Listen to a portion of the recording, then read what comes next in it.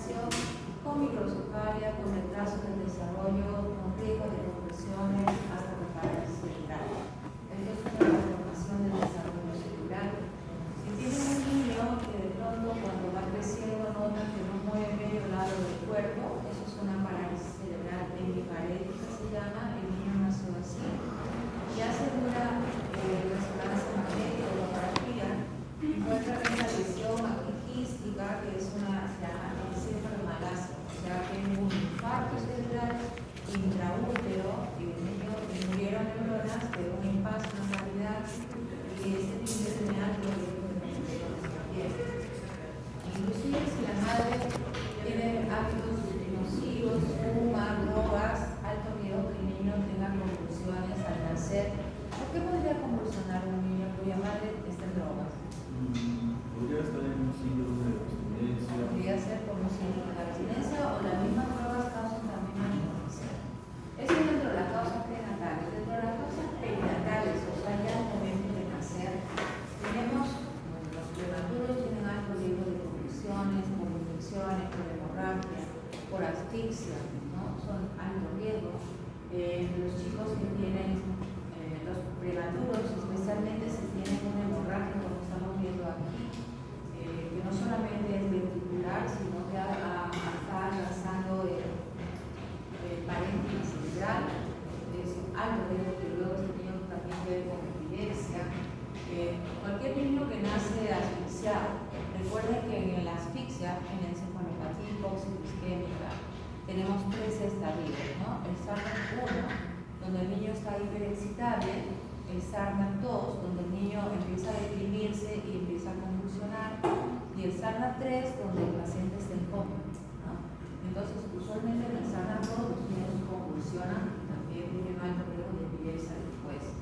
En general, cualquier niño que tenga convulsiones al nacer por cualquier cosa, ya dijimos que los recién nacidos se les baja la glucosa, convulsionan, se les baja el calcio, convulsionan, entonces son muy sensibles a tener convulsiones porque hay muchos neurotransmisores excitatorios que están mucho más prevalentes que los inhibitorios, que es el GABA, ¿no? El glutamato es el excitatorio. Entonces, eso dentro de los factores prenatales, perinatales. También tenemos factores después que el niño nace, y uno de ellos es, por ejemplo, si este niño, doctor, se cae del tercer piso y convulsiona, ¿es una epilepsia o no? ¿Qué cosa es? ¿Perdón? Es el síntoma de un TEC, ¿no? Si un niño convulsiona al golpearse, es el síntoma de un TEC.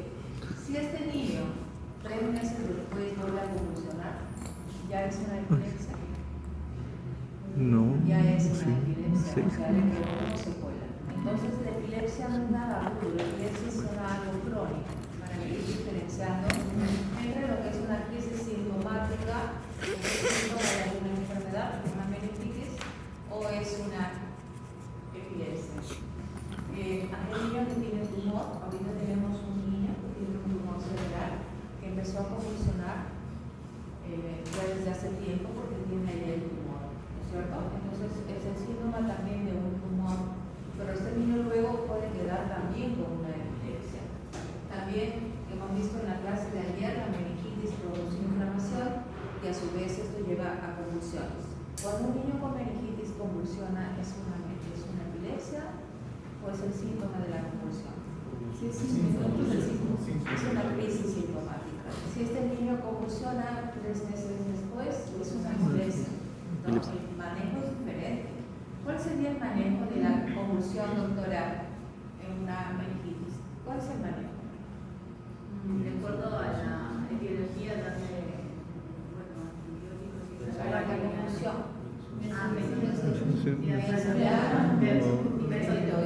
Feridoína. ¿Por cuánto tiempo? Una semana. Hasta que salga de alta, Sí. ¿no? Mientras en una epilepsia, ¿qué le damos? Dorazepam. O sea, también la feridoína, pero ¿por cuánto tiempo? 2 a 3 años, dependiendo si es estructural o no. Entonces, esa es la diferencia, ¿no? Las sintomáticas, el tratamiento es agudo y la epilepsia es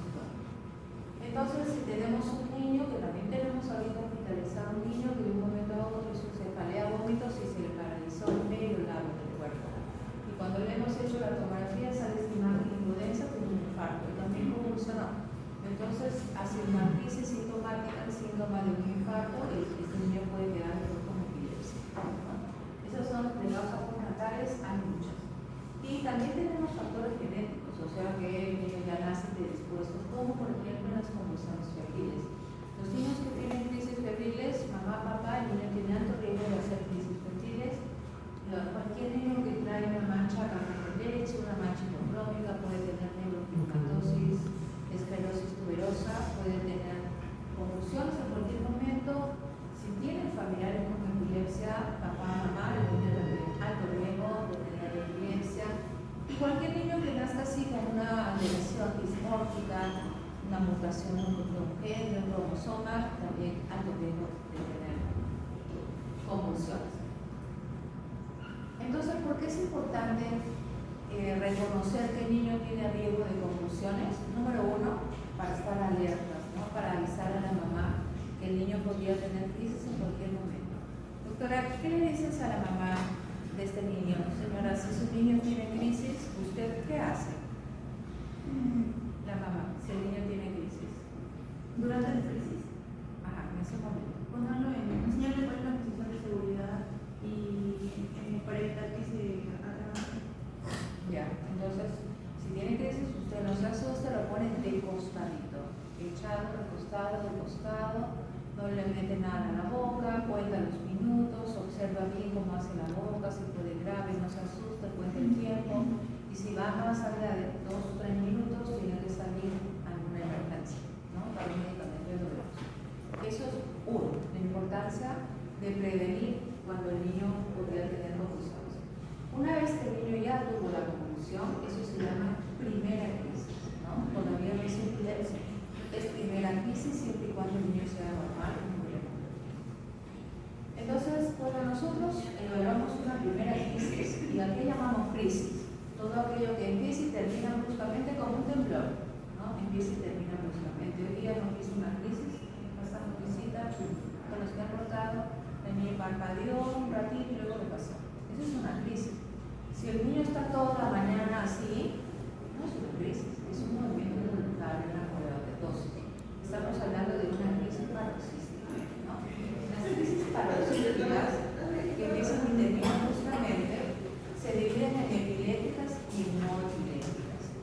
Las crisis epilépticas son aquellas que vienen por una descarga anormal de neuronas. Hay una despolarización con muchas causas y entonces el niño, hay una descarga neuronal, el niño hace una crisis epiléptica. Ahí están las crisis febriles, está la epilepsia y están las crisis sintomáticas agudas que hemos hablado. También tenemos crisis no epilépticas. ¿Qué son crisis no epilépticas? Son crisis que simulan una crisis epiléptica, que parece una crisis epiléptica, pero no es una crisis epiléptica. Y aquí tenemos muchísimas. Por ejemplo, el síncope. El síncope.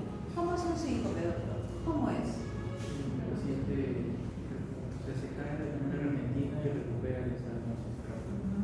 Entonces puede parecer una crisis epiléptica, pero hay diferencias, ¿no? En un síncope el paciente siente, me siento mal, veo borroso, me voy a caer, de pronto se cae, el paciente se pone rígido o flácido. Flácido, una crisis epiléptica se pone rígida. ¿Los ojos abiertos o cerrados? Cerrados. Un síncope, el ojo está cerrado, tiene una crisis epiléptica, el ojo está abierto. El paciente cuando le pasa, se queda dormido, se recupera rápido. En un síncope. Se recupera rápido. Más que pasó en una epilepsia, una crisis epiléptica, el niño se queda confuso, no sabe qué pasó, no sabe dónde está. Entonces hay algunas formas de diferenciar. El terror nocturno, aquel niño que de pronto está dormido y se despierta, se sienta gritando como que ve monstruos, la mamá se asusta porque en ese momento no responde. Podría ser una crisis epiléptica, parece porque no responde, pero usualmente es un terror nocturno transitorio benigno, se llama trastorno paroxístico no epilépticos, que es en etapa preescolar, lactantes y luego desaparece, ¿no? Pero como el terror nocturno, porque hay algunas formas de crisis no epiléptica que pueden confundirse mucho con crisis epilépticas, una de ellas es el terror nocturno, como veremos luego. El onanismo. El onanismo es una forma de pseudomasturbación que tienen algunos niños, en la cual están lactantitos, están sentados, de pronto empiezan como que a frotarse, se quedan idos, se ponen rojizos poquitos y luego le pasa. Parece una crisis epiléptica, pero la mamá te dice, cuando está sentadita se mueve, aprieta las piernas, y entonces ahí uno puede sospechar que es una masturbación, motivo frecuente de consulta. El espasmo de sollozo, pregunta clave. ¿Cuál será la pregunta clave del espasmo de sollozo? ¿En qué momento le da? Siempre le da solo cuando llora. El hecho que solo cuando llora se queda privado, se pone duro, eso es un espasmo de sollozo. Por lo tanto, primera pregunta es, ¿qué estaba haciendo? ¿Qué está haciendo cuando le da? ¿No? Tenemos tremores de la lactancia, que es un motivo frecuente de consulta. El niño está lactando y empieza a temblar rapidito. Y entonces la pregunta clave, ¿cuál es ahí? ¿Cuál es la pregunta? Si sigue lactando. Si sigue lactando y si le da solo cuando lacta, ¿no? Entonces el tremor solo cuando lacta y sigue lactando. En una crisis epiléptica deja de lactar, ¿no? Se queda ahí, ¿no? Entonces hay cositas que nos ayudan. Entonces lo primero es diferenciar entre una crisis epiléptica y no epiléptica. Vamos a hablar un poquito sobre trastornos no epilépticos. Entonces simulan una crisis epiléptica, son mucho más frecuentes que los trastornos epilépticos.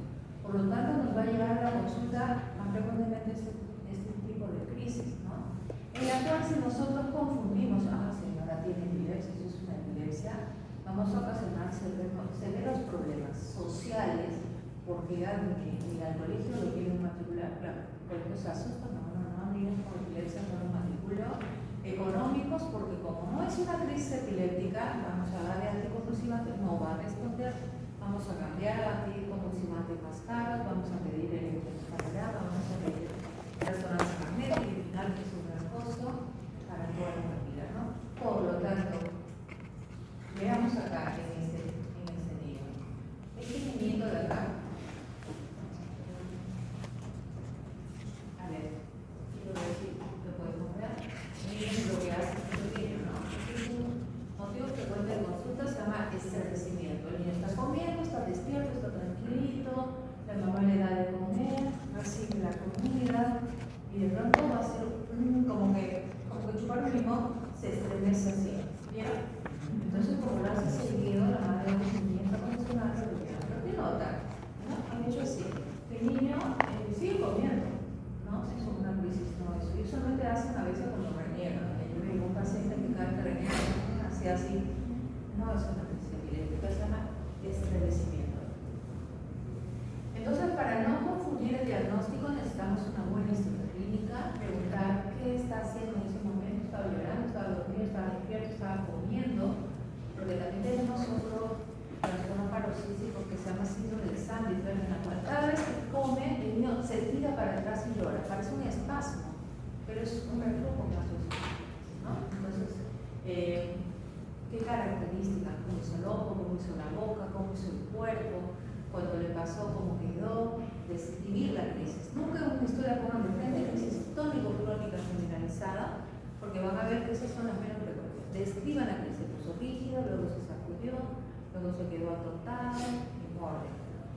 Antecedentes familiares para ver si hay riesgos, qué otros síntomas, si hay cianosis, ¿no? Voz central, cuánto duró, eso es importantísimo. Si hay factores de riesgo al nacer, como hemos visto, y si pierde o no pierde la conciencia, eso nos ayuda muchísimo. Entonces, hacer una buena historia. Hablemos de crisis paroxísticas epilépticas. Entonces, ¿qué era la crisis paroxística epiléptica, doctora? ¿Qué era? Una descarga normal de neuronas, ¿no? Las crisis epilépticas, una descarga anormal de neuronas. Entonces, ahí hay tres grandes grupos. Las crisis febriles, la epilepsia y la crisis hematoencefálicas. Las crisis febriles son genéticas. Hay cromosomas que ya se sabe que se alteran y producen crisis febriles. Las crisis febriles usualmente son las primeras 24 horas de fiebre. Doctora, decíamos que si un niño convulsiona luego de 3 días de fiebre, ¿en qué piensas?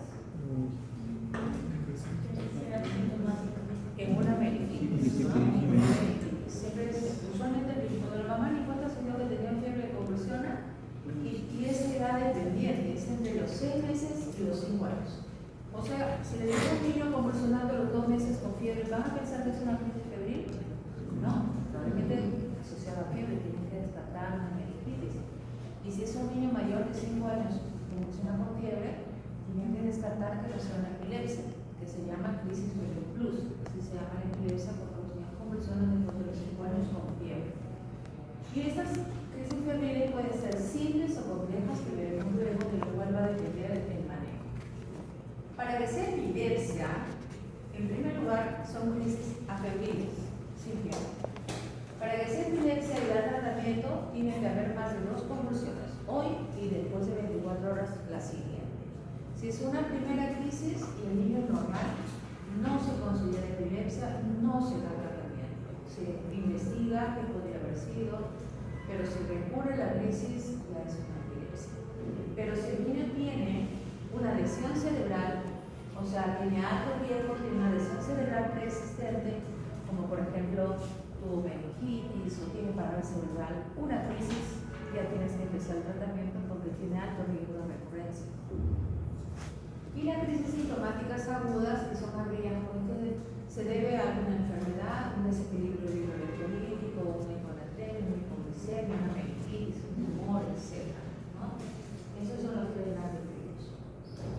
Nosotros vamos a hablar un poquito, bueno, ya hemos hablado de las crisis sintomáticas agudas. Una gastroenteritis, por ejemplo, le puede dar convulsiones, como la shigella, como el desequilibrio hidroelectrolítico, inclusive el rotavirus, te puede dar crisis, inclusive afebriles, que parecen una epilepsia, ¿no? Son crisis sintomáticas agudas.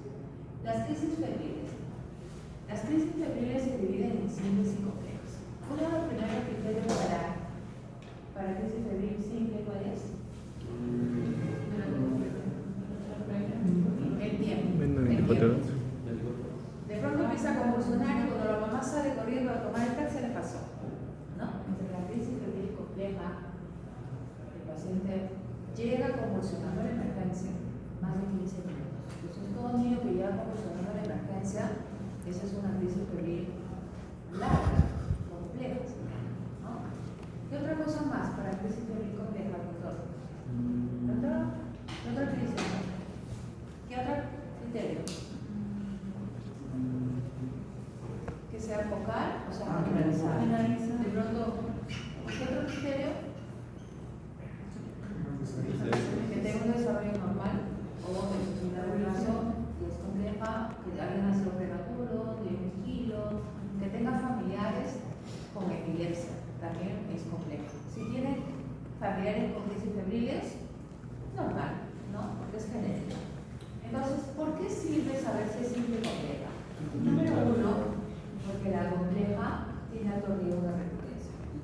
Actualmente nosotros no solamente evaluamos esto para poder decir tiene alto riesgo de recurrencia, sino evaluamos varios factores, como por ejemplo, si la crisis es menor al año de edad, si la crisis es con fiebre no tan alta, 37 y medio, 38, si el niño ha tenido más de 2 crisis en un solo día, eso lo pone en alto riesgo de recurrencia.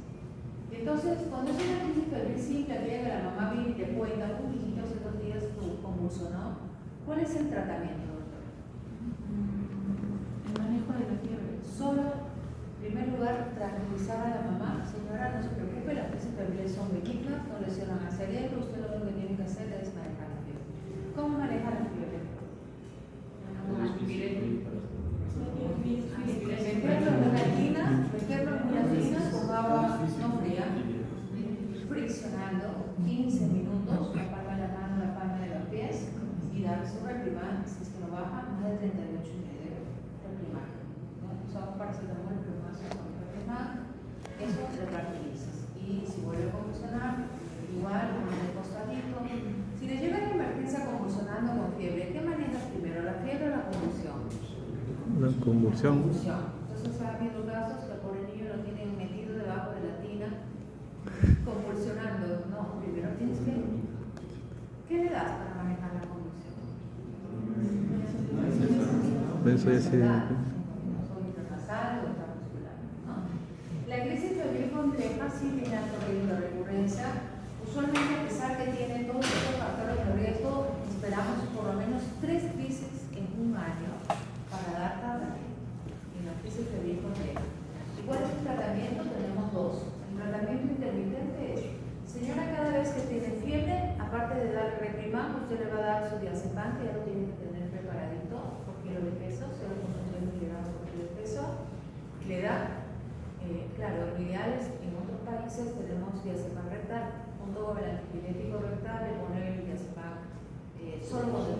las primeras 24 horas.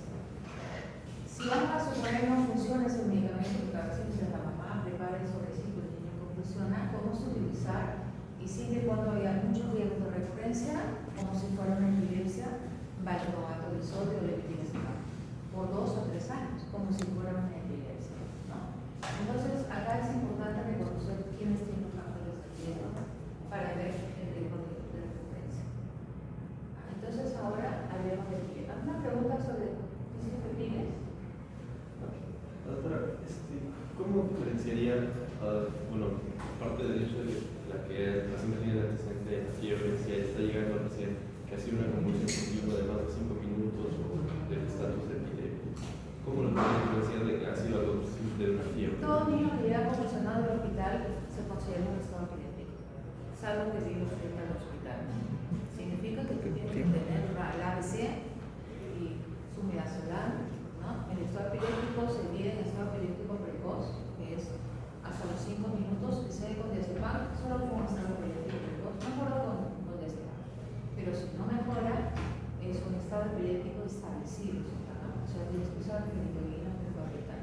Y si con eso no mejora, ¿cómo se llama el estado epiléptico? Refractario, ¿no? Los estados epilépticos fetiles es lo mismo, ¿no? Cuando el niño viene sin fiebre, empieza a hacer crisis afetiles, tenemos varias clasificaciones según el IAE, tenemos que poner, si tiene más de 2 crisis, es una epilepsia, ¿no? Pero si es una crisis, tenemos que, en primer lugar, ponerle apellido. El primer apellido ¿es focal o es generalizada? La focal viene de una partecita del cerebro, que ahora con la cirugía de epilepsia es importantísimo saber de qué partecita viene, y se opera esa partecita y se cubre el paciente, ¿no?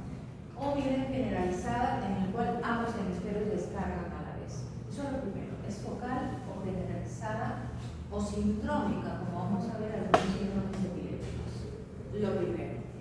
Eso a veces uno lo puede saber porque el paciente te cuenta, mi brazo se sacudió, o la mamá te dice, empezó a mover un ojito primero, pero a veces no lo sabes si empezó focal porque a veces se generaliza y el electroencefalograma nos ayuda, en este caso, a decir focal o generalizada. Para eso sirve el electroencefalograma. Aparte de verse focal o generalizada, tenemos que ver si el paciente está consciente o tiene conciencia alterada o perdió la conciencia, ¿no? Eso es lo importante. Una crisis consciente es que el paciente no pierde la conciencia. Por lo tanto, ¿qué tipo de crisis es cuando el paciente no pierde la conciencia? Es focal. La crisis generalizada de por sí es con pérdida de conciencia. Entonces, si el paciente no pierde la conciencia, se llama crisis focal consciente. Y de aquí tenemos muchas formas, ¿no? Si viene del área motora, el paciente se sacude. Si viene del área parietal, se le adormece. Si viene del área occipital, doctora, ¿qué le pasa? Pierde la visión momentáneamente.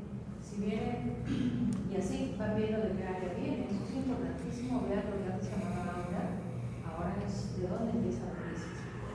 Pero la crisis focal no solamente es consciente, también puede ser con conciencia alterada. ¿Qué significa con conciencia alterada? Que el paciente no está desmayado como una crisis generalizada, sino está despierto. Inclusive puede matar en esas condiciones, se puede parar aquí y dar un discurso y luego decir, ¿qué estoy haciendo aquí? Puede estar conversando contigo y de pronto habla de incoherencias, puede tener alucinaciones, puede hacer así la cabeza, ¿se dan cuenta? No está desmayado, pero tú le hablas y no te responde, ¿no? Eso se llama focal con conciencia alterada. También podemos tener focal de conciencia. ¿Qué tipo de crisis es? La generalizada. Y también podemos tener focal bilateral. Aquella que empezó con sacudidas y de pronto se generalizó y se sacudió todo y al paciente ya no recuerda. Entonces, focal generalizada, sindrómica, con conciencia alterada, consciente o con pérdida de conciencia, ¿no? Entonces, aquí vamos a ver algunos ejemplos. Vamos a ver aquí algunos ejemplos de crisis. Por ejemplo, este pacientito está desmayado, No, está despierto, ¿no? Nos hace caso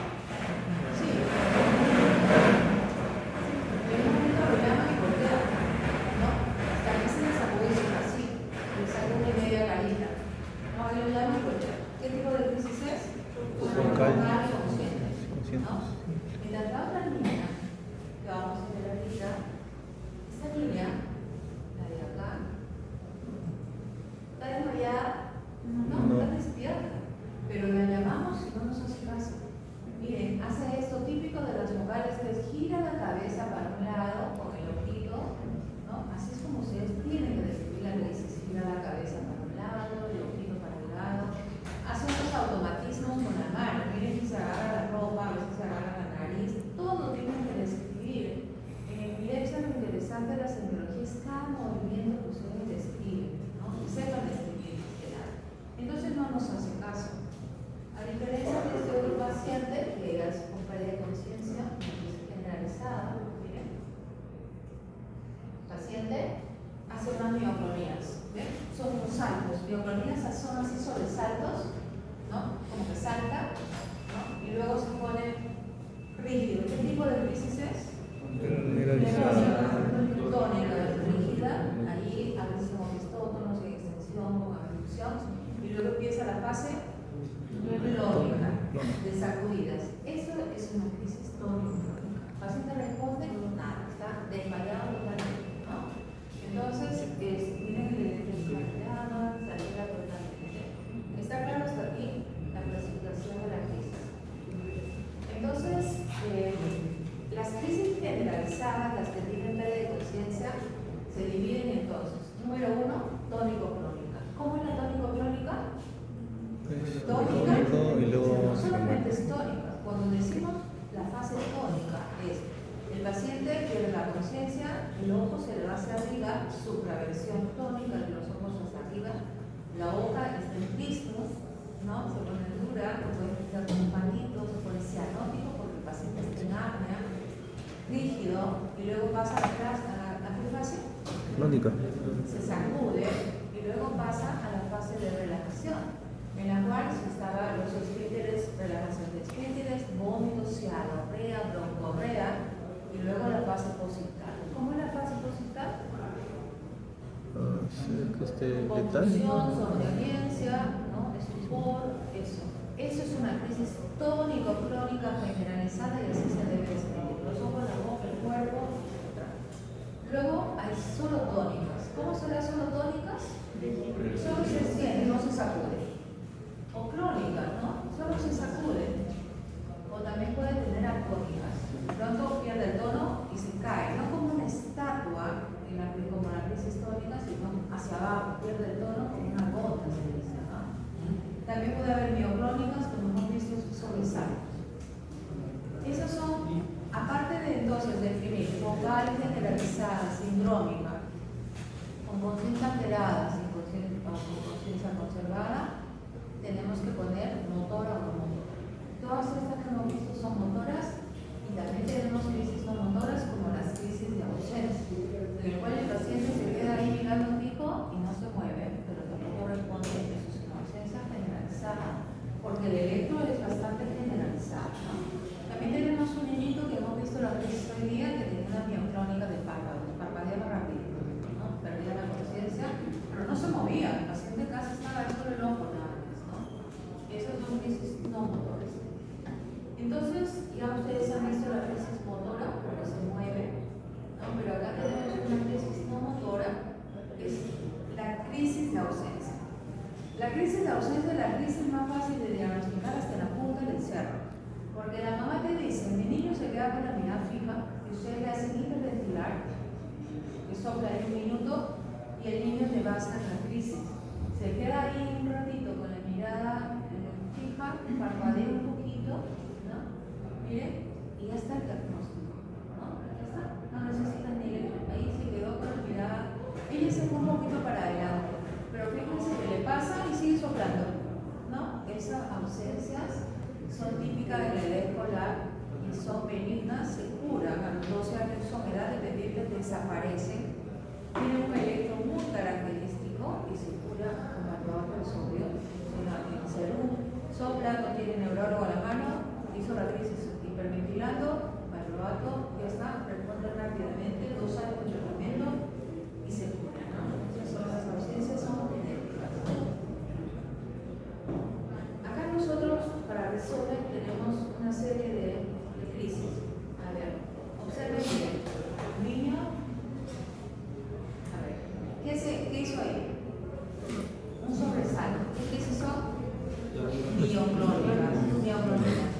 Esto es una epilepsia sindrómica, es un síndrome de Lennox. ¿Ahí qué hizo? Perdió un poquito el tono, un poquito de atonía, ¿no? Porque es atónica. Miren ahí lo que hace la mioclonía, hace un sobresalto. Luego hace un automatismo de hacer así las manos. Eso es un automatismo. Empieza a girar en círculo. ¿Qué tipo de crisis consciente. ¿Está consciente? No está consciente, ¿no? ¿Por qué? Bueno, inconsciente. Es una crisis focal, es una crisis con conciencia alterada, ¿no? Es un automático. De pronto si quedas ahí, una ausencia, pero no es una ausencia típica que de la que hemos visto que rápidamente vuelve, se queda ahí, se llama ausencia atípica, ¿no?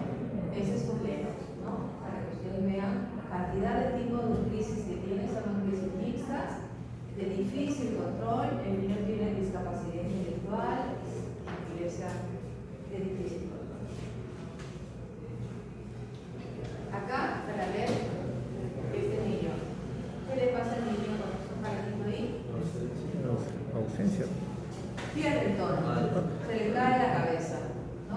Pero de pronto también van a ver que el niño se cae al suelo, pierde el tono total, se cae como una gota, no como una estatua.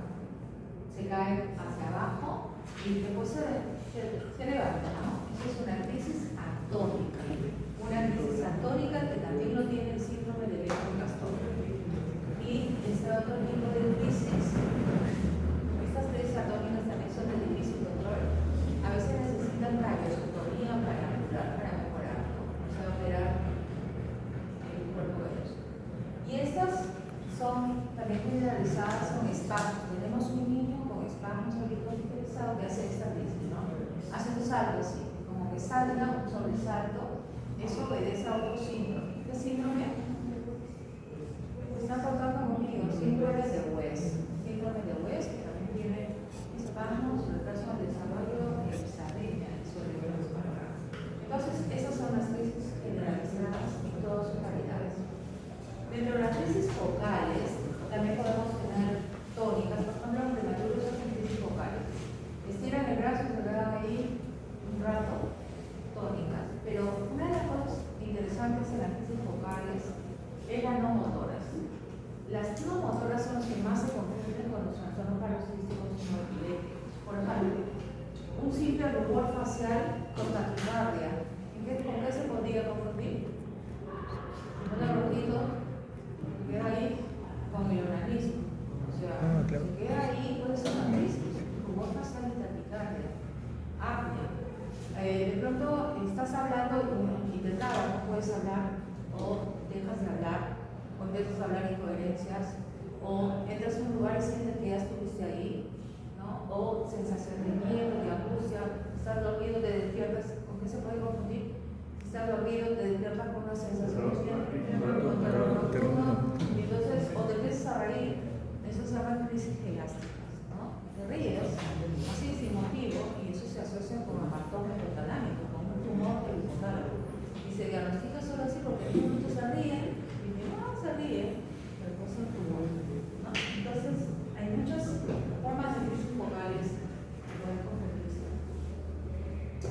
Una vez que hemos visto focal generalizada, sindrómica, con preconciencia, superconciencia, motora, no motora, etc., pasamos a la otra partecita que es acá, que es la etiología, ¿no? La etiología que puede ser genética, donde ahora ya hacemos estudios genéticos, secuenciación exómica, microarray, estructural metabólico, una malformación y de caso desconocida, que a veces algunos no llegamos a saber la causa, ¿no?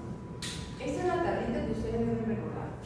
Focal generalizada sindrómica, la causa autoinmune, genético, estructural, y las comorbilidades, porque en la epilepsia se asocia a TDAH, a autismo, retraso mental, a parálisis cerebral, todo tiene que ver al paciente en su conjunto cuando tengan una crisis epiléptica. Este es un ejemplo de una epilepsia genética, porque tiene un dado el gen TSC1 o TSC2. Esa es una niña que llega a la consulta y desde que la veo hago el diagnóstico. ¿Por qué hago el diagnóstico? Porque tiene unas lesiones en la cara que es como un acné duro, ¿no? La niña tiene epilepsia, difícil control, retraso mental y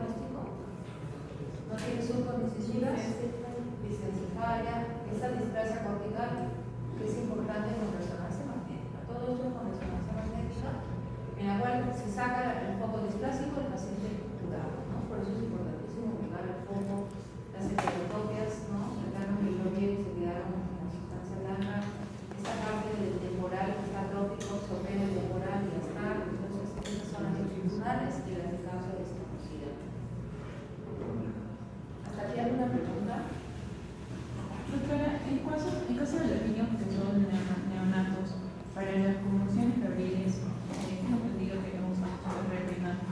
En estos casos, cuando son temperaturas mayores, ¿cómo sería mejor? Primero que no son crisis febriles, ¿no? Ah, claro. En neonatos. En neonatos el tratamiento de elección es el tiempo orbital. No se utiliza diazepam ni nada, ¿no? Esa es mi pregunta. Esa es tu pregunta. Ya, y si fueran más o menos de 2 meses aproximadamente, ¿igual utilizaría el Repriman? Claro, para bajar la fiebre.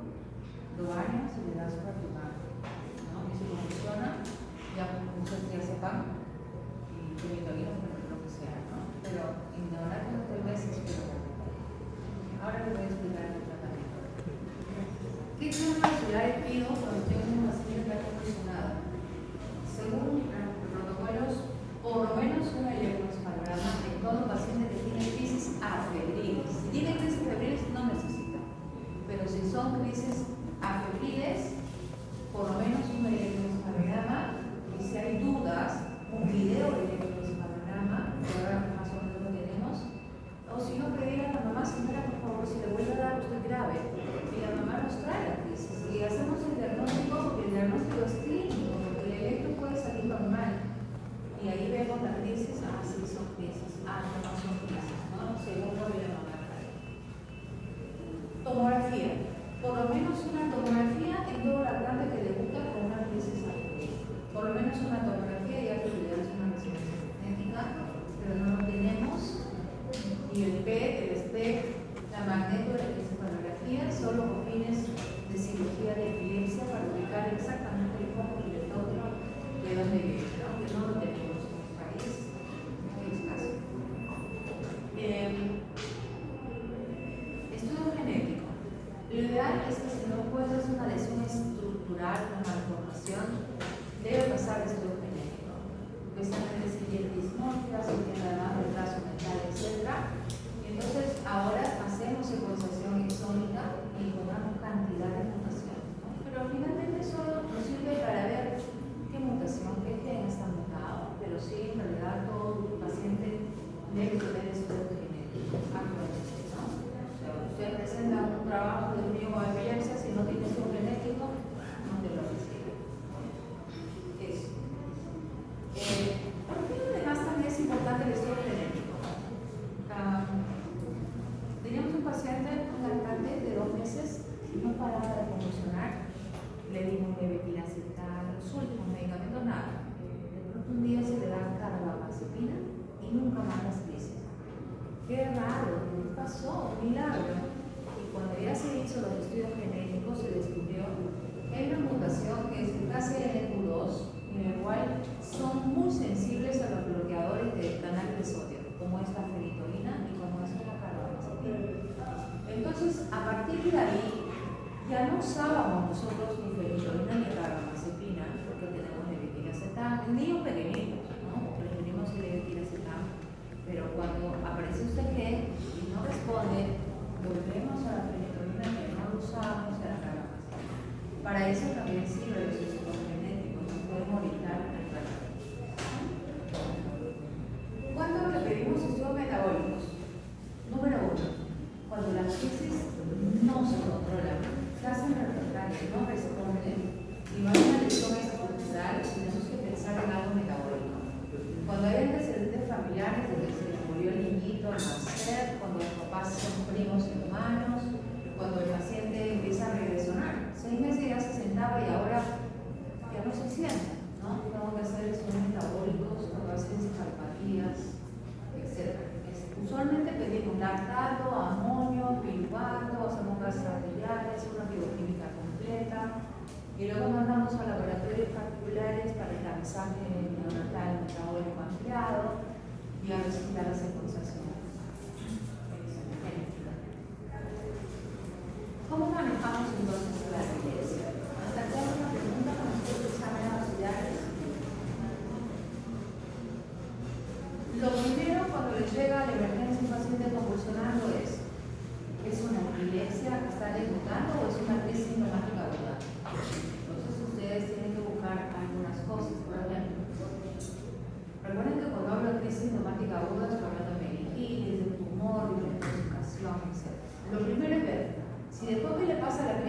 paciente queda soporoso, no se despierta, tiene trastorno de conciencia. Eso es algo que tengo que investigar. La meningitis, está haciendo procesos renales, etc. Si el paciente tiene dolor de cabeza, fiebre, ¿no? Y convulsiona al tercer día, ¿qué puede ser?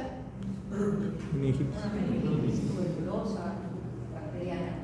Si le encuentro un Babinski, un clonus, una hemiparesia, un sinomeningio, ni hablar. O si viene en estado epiléptico, los pacientes que vienen en estado epiléptico, febril o afebril, tienen que investigarse primero. Lo último que voy a pensar es una epilepsia, ¿no? Primero tengo que descartar que sea un hemorragia, pulmón, una encefalitis pulmónica, etc. Entonces, eso es lo primero y manejar si es una sintomática. Cuando yo digo es una epilepsia, ¿qué necesito para que sea una epilepsia, doctora? ¿Qué criterio necesito? Más de 2 convulsiones en periodo mayor a 24 horas, ¿no? O una sola crisis, el paciente ya tiene lesión cerebral. Ok, digo es una epilepsia generalizada, y ustedes saben que es generalizada, crónica. Tratamiento de elección, valproato de sodio. El valproato de sodio, así no sepamos si es focal o generalizada, tiene amplio espectro, puedo empezar con valproato de sodio. ¿Qué cuidados tengo que tener? En neonatos no se utiliza hasta los 3 meses, es muy hepatotóxico. En mujeres embarazadas tampoco es teratogénico, ¿no? En chicos que empiezan 15, 16 años tampoco, en mujeres porque dan ovarios poliquísticos. O sea, tenemos que tener cuidado. Y tengo que empezar la dosis 20 por kilo, 30 por kilo, 40, 50, hasta 60 por kilo poco a poco. Porque si le doy mucha dosis va a vomitar, se le va a ir el hambre, empieza a pecar. Eso es importante que ustedes sepan los efectos adversos para no tener miedo a los medicamentos. Si la crisis es focal, ¿qué tratamiento? Bueno, estamos por favor en el modo carbamazepina. Focal. ¿Qué cuidado con la carbamazepina? Empiezo a casi con 10 por kilo, 20, hasta 30 por kilo. ¿Qué cuidados tengo que tener? Señora, la carbamazepina le puede dar un poquito de sueño, no se asuste, eso es normal. Si no le avisa a la mamá, se asusta y le quita la medicación. Le puede dar un rash. Si le aparece algún rash, suspenda inmediatamente la medicación, porque si no, vienen a la emergencia, inclusive totalmente hematizada con Steve Johnson. Tienen que avisar de que puede producir un rash, es alérgico. Y entonces, tienen que tener cuidado. El 70% de las epilepsias se curan con esos 2 medicamentos. Por lo tanto, si están en el serum, no hay el neurólogo, valproato o carbamazepina, ¿no? Ya si no responde, ya no le llegará. Pero por lo menos tienen estas 2 alternativas. ¿Qué es importante saber para manejar una epilepsia? Conocer simplemente las dosis, el mecanismo de acción, cuántas horas se da, etc., ¿no? ¿Cuál es su dosis tope? ¿Y qué medicamentos ustedes deben conocer? Número 1, el fenobarbital. ¿Para qué usamos el fenobarbital, doctora? ¿El fenobarbital? Neonatos. ¿Y para qué también? Estado epiléptico. Ya no usamos fenobarbital en las epilepsias humanas, no sabemos empezar. Ahora tenemos nuevos fármacos, ¿no? Porque el fenobarbital disminuye el cociente intelectual. Entonces solo usamos para neonatos y para el estado epiléptico. Hay que tener cuidado de poder dosis de presión. La fenitoína, doctora, ¿cuándo usamos fenitoína?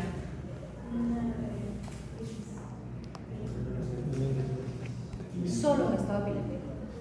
Ya no usamos fenitoína a largo plazo, usamos que sea esa mutación, porque de verdad que antes que aparezcan estos nuevos anticonvulsivantes venían nuestros pacientes unos monstruitos, hirsutismo, las encías hiperplásicas con gingivorragia, terrible, eran unos monstruitos. Ahora ya no usamos fenitoína a largo plazo, ¿no? La carbamazepina, ¿para qué usamos? Focal. El ácido valproico generalizadas. El resto de medicamentos, topiramato, carbamazepina, como ustedes han visto cuando corramos nosotros, usamos topiramato, lamosamida, levetiracetam.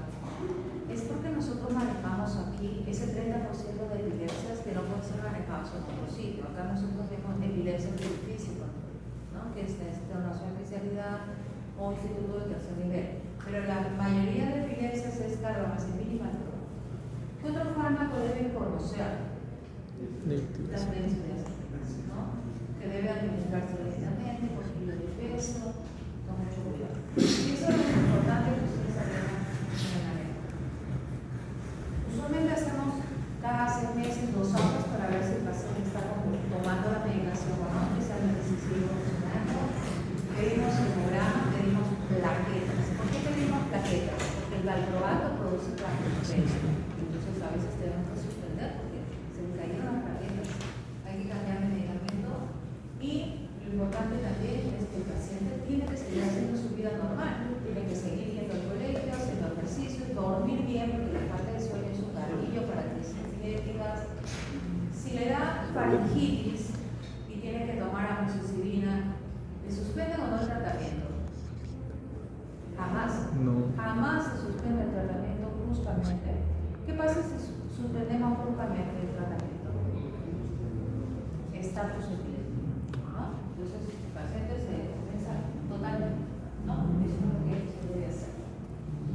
Entonces, ¿cuándo derivo yo a tercer nivel de atención? Cuando no tengo el electroencefalograma para hacer su electroencefalograma, cuando ya le di tratamiento y sigue convulsionando, cuando es una crisis febril compleja que recurre a cada rato para empezar el tratamiento, cuando ya le di y sigue, usted deriva, ¿no? Lo ideal, lo que se hace en otros países, es que viene al especialista, le empezamos tratamiento, tal, y luego se maneja en un primer nivel de atención y solo viene a un tercer nivel de atención una vez por año. Pero acá nuestros pacientes vienen de...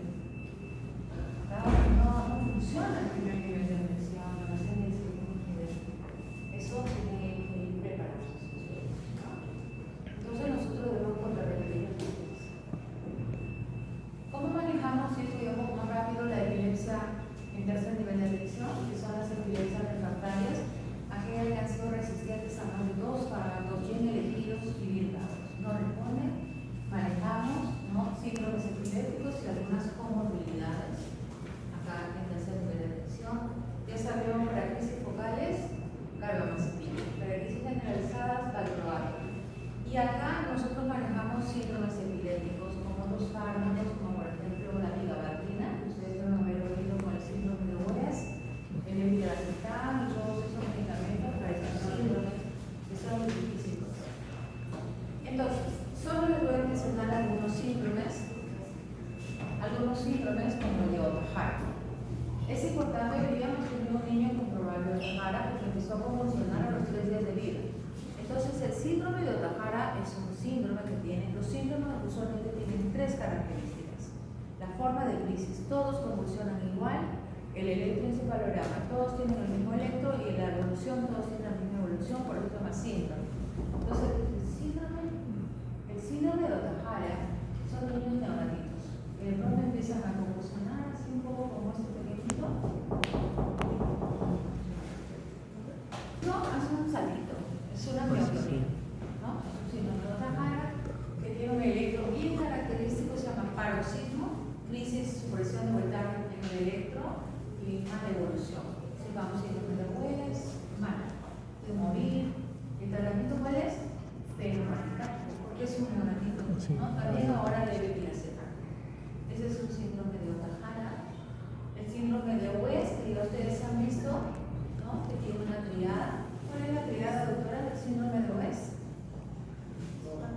Espasmos, ¿no están viendo ahí? Así como que le pincharan una aguja. Entonces, ¿cómo son los espasmos? Se contrae y llora. Se contrae y llora. ¿Y a dónde va el niño? Pediatría. Tiene cólicos, ¿no? No, son espasmos. O a veces, en extensión, hijito se asusta cada rato. Son crisis, ¿no? Son espasmos. Para que sea síndrome de West, tiene que ser entre los 3 meses y el año de edad. Ohtahara era menor a 3 meses. Síndrome de West, 3 meses a 1 año, espasmos, ipsarrimia en el electro, o sea, un electro bastante alterado y retraso en el desarrollo, mala evolución, ¿no? Luego pasa a un síndrome de Lennox. El tratamiento es la vigabatrina. La vigabatrina es un medicamento que gracias a la lucha de los papás, el Estado lo ha traído al país y ahora lo tenemos acá. acá. Antes los papás se lo conseguían de Argentina, de Chile, igual que la CTH. ¿No? Entonces son de difícil control, pero el tratamiento de elección es antibiótico. El síndrome de Lennox que ustedes han visto, ¿cómo era el síndrome de Lennox, doctor? El niño que viste el video. Que tenía conversión mixta. ¿No? Conversiones mixtas tenía. Crisis de diferentes tipos, Crisis mixta, atónicas, sí. tónicas. Para que sea Lennox tiene que tener crisis tónicas nocturnas, mala evolución, retraso mental y un elenco muy característico que se llama de funda otra, ¿no? El tratamiento de elección no vale. Hay que ir probando propilamato, terbinafenol, lamivudina, caliosotomía, etc. Y el síndrome de Dravet. ¿Por qué les menciono el síndrome de Dravet? El síndrome de Dravet es un pacientito que nació bien, iba bien, a los 6 meses rompe la vacuna y hace crisis. Con la fiebre de la vacuna hace convulsión, pero compleja, o sea, es una convulsión prolongada. Y tú dices, es una crisis febril, prolongada, no se preocupe. Pero de pronto, al mes, otra vez hace otra crisis febril, es raro. Y al otro mes, de nuevo, crisis febriles complejas, prolongadas, y de pronto el niño hace crisis afebriles. ¿Eso cómo se llama? ¿Afebriles? Epilepsia, ¿no? Entonces se va a una epilepsia. Pero no solo se va a una epilepsia, se va a un deterioro cognitivo, con un retraso mental. Aquí le vamos a echar la culpa a la vacuna. Pero no, el síndrome de Dravet, el niño llega bien predispuesto y tiene una mutación de un gen. Y eso se lo tiene que conocer para defender la vacuna, ¿no? Que no tiene nada que ver la vacuna, el niño viene predispuesto. El tratamiento es de difícil control. Todas las mamás que han peleado por el cannabis, sus niños tienen síndrome de Dravet. Actualmente usamos cannabis gracias a esas mamás que también lucharon para que llegue el cannabis al país, ¿no? Hay un medicamento estilbentol que está de moda, pero todavía no llega al país. Pero bueno, ese es el síndrome de Dravet. Y también tenemos manejos no farmacológicos, como la dieta cetogénica. Ahorita tenemos 3 pacientes en el servicio en dieta cetogénica. ¿Qué es la dieta cetogénica, doctor? Una dieta a base de grasas, ¿no?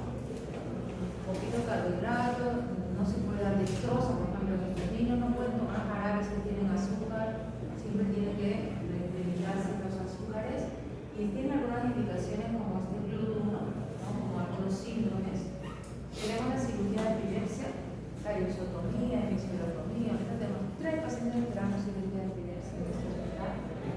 Y tenemos el estimulador de nervio vago, que costaba 100.000 soles, un estimulador, un dispositivo que se pone aquí cada vez que convulsiona, el paciente aprieta un botoncito y activa el estimulador y para la crisis. En otros países esto es metodología, pero en México está así. Entonces hay algunas epilepsias que son quirúrgicas sí o sí, como el que tenemos ahora. Recuerdan el paciente que hemos visto que tiene una M megancefálica, es quirúrgico sí o sí, está esperando su cirugía no hay cuánto. Y aquí en el síndrome de Rasmussen, que se va atrofiando medio cerebro y es quirúrgico, una histerectomía, en este caso una hipoplasia temporal, o sea, hay cosas quirúrgicas sí o sí. Finalmente, el manejo del estado epiléptico. Es importante porque ahora se sabe todas las lesiones que ocurren en el estado epiléptico. Tenemos un medicamento en primera línea, segunda línea y tercera línea, y luego ahora hay unos cuadros mucho más interesantes. Entonces, cuando un paciente tiene crisis epilépticas, ¿a los cuántos minutos se tiene que yugular la crisis solita? 5. A los 2, 3 minutos. 3. Las crisis usualmente se autolimitan. Si no se autolimita, se llama estado epiléptico. Entonces, cuando la crisis es menos de 5 minutos, o sea, es 5 minutos le pongo, ya empiezo el tratamiento. ¿Cuánto tiempo está convulsionando? 5 minutos, póngale, ¿qué le ponemos? Y midazolam. Eso se llama un estado epiléptico precoz. Lo detecté a tiempo. Le pongo el midazolam y cede, no pasó nada, regulé la crisis, no hubo lesiones cerebrales. Si le pongo el midazolam y el paciente sigue convulsionando, ¿dónde estoy? ¿Qué le pongo, doctor? Fenitoína. ¿Cuánto le pongo? 30. Pero un bolo de 20 por kilo. 20, ¿No? 20 por kilo, si sigue convulsionando 10 por kilo, 10 por kilo, son 40 por kilo, si no tengo una unidad de curación. Sigue convulsionando. ¿Qué le pongo? Levitiración. Fenobarbital. No, fenobarbital. Fenobarbital, 20 por kilo, 10 hasta 40, si no tengo utilidad de los suspensivos. Puedo usar valproato endovenoso, levetiracetam endovenoso, utilizado endovenoso en el país. Eso es un estado epiléptico establecido. Doctora, sigue convulsionando el paciente. ¿Qué le pongo? ¿Cómo se llama? Estado epiléptico refractario. ¿A dónde lo mando? A UCI. ¿Qué le pongo? Midazolam en infusión continua. Propofol, el total, o sea, coma barbitúrico. Doctor, el paciente sigue convulsionando. ¿Qué hago? ¿Cómo se llama eso? Estado súper refractario. Le ponga pulsos de metilprednisolona. Piensa que es algo, ¿no? Entonces, 5 minutos, estado epiléptico precoz, establecido, ¿no? En todo es importantísimo porque actualmente se sabe todo lo que va ocurriendo en el cerebro, ¿no? Cómo se va, primero aumenta el flujo sanguíneo cerebral, luego disminuye el flujo sanguíneo cerebral, se va lesionando el cerebro porque hay el lactato, baja la glucosa, secuela, ¿no? Del estado epiléptico. Entonces, eso es importante, tenemos que regular la crisis antes de los 30 minutos. Y acá tenemos el resumen. Primero el triángulo de evaluación hidráulica, el ABC, oxígeno, prerradía, luego el estado epiléptico precoz, acá. ¿Qué le damos? Benzodiazepinas. Sí, otra. No mejora, ¿qué le damos? Fenitoína. Fenitoína, no mejora. Fenobarbital. Fenobarbital. No mejora, eso es un estado Levetiracetam. refractario. ¿Qué le damos? Levitiracetam. No. Midazolam, Midazolam continuo. en total, coma barbitúrico, náusea, intubado, sedado. Y si no mejora, es un estado superrefractario, tengo que reevaluar de nuevo al paciente, de repente el calcio está bajo, por eso no, o es algo de un pulso. Ese es el manejo del estado epiléptico, ¿no? Si es un neonato, es totalmente diferente. Neonato con estado epiléptico, ¿qué le pongo? Fenobarbital. Fenobarbital. 20, 10, ¿no mejora? Fenitoína. Fosfenitoína, que no tenemos en el país. ¿Y no mejora? Midazolam. Midazolam. Es fenobarbital, fenitoína y midazolam. ¿Por qué es así? Porque yo nunca puedo dar diazepam y fenobarbital. Jamás. Ustedes han visto que es diazepam, fenitoína, fenobarbital, y en neonatos es fenobarbital, fenitoína y diazepam. ¿No? Porque si no le produjo depresión respiratoria. Eso tiene que tener. ¿Hasta aquí alguna pregunta? ¿Pregunta? O sea, si tú le das 3 años y sigue convulsionando, nada, sigues, ¿no? O sea, se cuenta desde la última convulsión, 3 años, y recién empiezo a retirar gradualmente en 6 meses de repetición. Diario. ¿Verdad? Diario. Todos los días sin fallar ninguna dosis, si no me medicamento no me gusta. Y entonces, vamos a hablar del idioma. Es importante, cuando hablo de idioma, hablar de parálisis flácida aguda, ¿no? La parálisis flácida aguda es una estrategia de la salud pública para evitar que regrese a otras enfermedades como cuál? La poliomielitis. Con la pandemia, muchos han quedado sin vacuna, muchos han aparecido tosferina, sarampión, y puede aparecer la polio. Todavía no está erradicada y siempre tenemos que estar. Este es el último caso de polio en las Américas, Carlos Fermín, que es un adulto, en el año 1991, fue el último caso en las Américas, ¿no? De polio, gracias a la vacuna. Se diría famosísimo, por todo el mundo. ¿Qué cosa es una parálisis flácida? Es una debilidad muscular.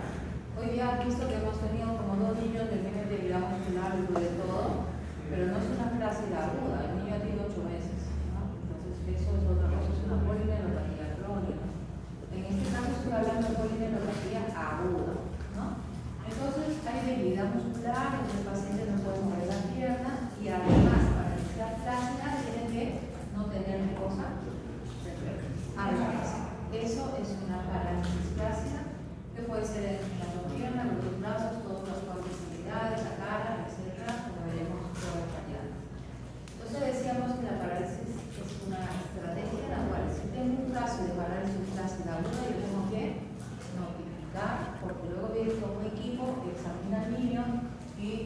analiza y ve si es una polio o no es una polio con un examen de heces. La parálisis flácida tiene muchas causas. Una de ellas es el Guillain-Barré, pero hay muchísimas causas que vamos a revisar. Una de las cosas en neurología es la topografía, dónde está la lesión. Y entonces, aquí es el trabajo. Miren, cuando es una polio, la lesión está en el asta anterior motora de la neurona. Decíamos que la polio ataca a la neurona. Y decíamos que la neurona se recupera o no se recupera. No se recupera. Entonces el paciente queda con una atrofia total y discapacidad parcial, ¿no? En la polio, que es en el asta anterior, el virus tiene ese tropismo de ir hacia esta partecita, le gusta esta partecita. La mielitis transversa, que es una inflamación usualmente postinfecciosa, se afecta en esta parte, en forma así transversal, como veremos luego. Y luego sigue el axón, ¿no? Y el nervio periférico, ahí es donde afecta el Guillain-Barré, la polirradiculaneuritis. También tenemos enfermedades muy similares que están en el diagnóstico diferencial, que es la placa cerebral, ejemplo. Miomiastenia gravis. Y en el músculo, que están las miocitis, las miopatías, etc. Entonces, la tarea es echarse a buscar dónde está la lesión, ¿no? Entonces, ¿cómo yo examino? Número uno, el examen neurológico se divide en dos grandes partes que acá aprovecho hacer el examen neurológico. La función motora y la función refleja. La función motora tiene tres partes. Motilidad activa, o sea, ver si el niño se mueve o no se mueve, camina, salta, ver si tiene un déficit motor. El tono muscular, para ver si es hipotónico, en este caso en parasitas están hipotónicos, y la fuerza muscular. La fuerza muscular que se traduce en números, ¿no? 0/5, 1/5, 2/5. En el Guillain-Barré, ¿qué fuerza está disminuida? ¿Qué fuerza? La fuerza distal. Es importante, esta es la mayor importantísima para el Guillain-Barré. Pisa, ¿no? Y luego vamos a definir, según como veamos, si el paciente tiene una cuadriparesia o tiene una paraparesia. Si tiene una hemiparesia, doctor, si tiene una hemiparesia, ¿dónde está la lesión? No está en segunda neurona, está en el cerebro, ¿no? Está en la corteza, contralateral. O sea, no estamos hablando de eso, estamos hablando de segunda neurona, que puede ser cuadriparesia o paraparesia, no hemiparesia, ¿no?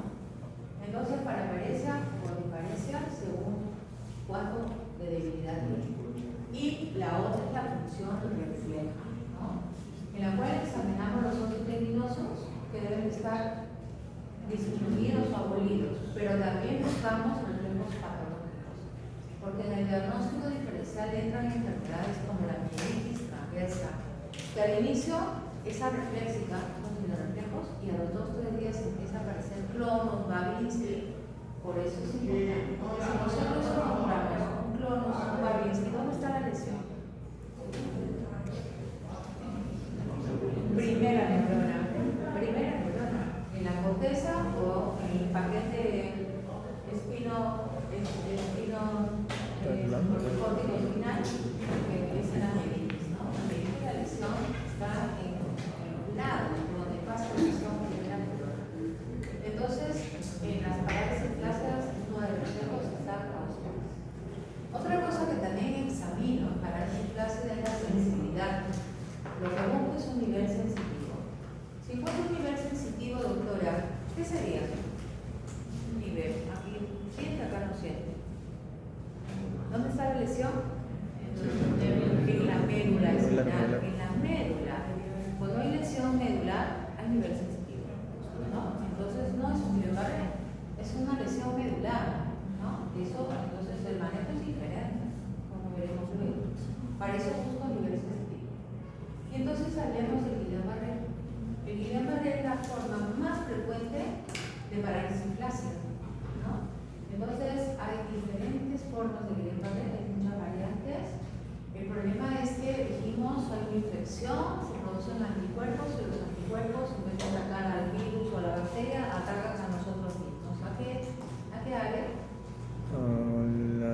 No, a la neurona. A la ISO, a la mielina, ¿no? Se produce una desmielinización, esa no es fisiopatología, es aguda y es postinfecciosa, usualmente es postinfecciosa. Ahí se afecta la mielina. Entonces, usualmente son 6 casos por año, pero tuvimos un brote en el norte del país, como en Pérez Pico, así bien raro, cantidad de casos, ¿no? Salían las noticias, ¿no? Y sabía que tienes extra la mala de acá al norte, y esos son mis picos, ¿no? Este y el de acá, de Guillain-Barré, el último fue en 2019, pero se va a aparecer en último momento. Por eso ahora el Guillain-Barré también se vigila, o sea, si tiene un Guillain-Barré, lo notifican, como parálisis flácida, como Guillain-Barré inmediatamente, ¿no? Entonces, ¿qué es lo que ocurre en el Guillain-Barré? Se desencadenan anticuerpos, ¿no? Especialmente en estas variantes, ya se sabe qué anticuerpos son, el Guillain-Fisher. El otro día tuvimos una niña que tenía una debilidad que le producía lo que llamamos una pseudoataxia. O sea, caminaban así como atáxica y estábamos como que era un Guillain-Barré o era una ataxia, ¿no? Pero la niña no tenía reflejos. Y entonces, parecía una variante del Guillain-Fisher incompleta, se llama. No hay alteración de los órganos motores, solamente hay debilidad, pero no tanta debilidad, sí puede pararse, pero camina mal. Ahí se le pidió los anticuerpos, que cuestan un montón, en particular. Anticuerpos anti-G1B, etc. Usualmente no se pide, ¿no? Solo cuando hay casos importantes dudosos. Estos anticuerpos, cuando se producen se llama un mimetismo molecular, se equivocan y en vez de atacar al virus, atacan a la mielina, ¿no? A la mielina, y la destruyen, y entonces no hay impulso nervioso, el paciente pierde la transmisión a fuerza muscular. Hay muchas causas de Guillain-Barré, Campylobacter, uno de los primeros. Como es postinfeccioso, a veces no encontramos ya el mecanismo etiológico. Cualquier virus, citomegalovirus, influenza, el virus Zika, y últimamente se ha agregado el COVID, ¿no? Que también puede producir Guillain-Barré. Eso es un brote de Zika que demostraron que el Zika sí produce Guillain-Barré. ¿Cómo es el diagnóstico? El diagnóstico es clínico. El diagnóstico es igual que la epilepsia, lo que yo veo, ¿no? Entonces tenemos un niño que podría haber estado resfriadito 2 semanas antes y que de pronto a los 15 días empieza a ser así como que se tropieza cada rato y bueno, se recuesta y el día siguiente cuando se va a parar no puede pararse, ¿no? Tiene debilidad. ¿Cómo empieza la debilidad en el Guillain-Barré? Es una debilidad. ¿Cuáles son las características? Inicio distal, ascendente, progresiva, simétrica, bilateral. ¿No es cierto? Si es asimétrica la debilidad, ¿en qué piensas? ¿Un grado más que el otro? ¿En qué? Polio. La debilidad de la polio es asimétrica. No, les dije en el caso de la meningitis, pero no mueve una pierna, ¿no? El caso de polio pulmonar. Entonces, avanza la debilidad, a veces pueden estar apoyo ventilatorio y una de las características es que no tiene reflejos del paciente, ¿no? Y entonces hay muchas variantes. Aquí podemos ver la infección de rojo, el resfriado, la diarreíta, la elevación de anticuerpos en azul y luego la instalación del cuadro clínico con una debilidad progresiva en el verde, una meseta que no se ve bien, pero el paciente está sin moverse, sin fuerza, una semana, 2 y luego empieza la fase de recuperación. Porque nosotros dijimos que el Guillain-Barré se recupera o no se recupera. Sí, se recupera. La mielina se regenera, ¿no? Entonces tenemos el Guillain-Barré, los casos de Guillain-Barré en el norte que fueron de una presentación poco atípica, fueron descendentes, por eso que al inicio no sabían qué pasaba. Esto es cómo se hace el examen. Hoy hemos hecho en el examen, eso es el examen de cómo se evalúa la fuerza proximal, ¿no? La fuerza proximal está más comprometida en miositis y problemas musculares, ¿no? Se le dice a la niñita que abra la pierna así contra resistencia o que la apunte, o que levante como un perrito, esa es la fuerza proximal.